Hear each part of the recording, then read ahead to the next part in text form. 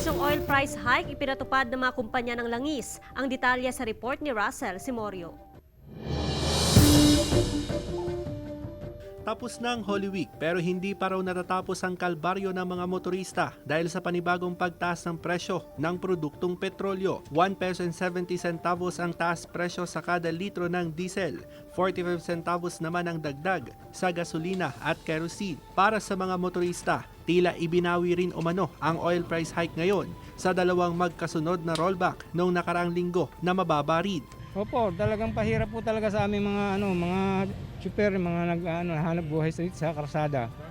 Kasi siyempre apektado lahat ng mga bilihin, tataas na naman. Saka yung bihira rin ng sumasakay. Mahirap talaga kasi alam nyo naman sir, siyempre ang mahal-mahal naman ng gasolina tapos ang hirap-hirap pa ng pasada.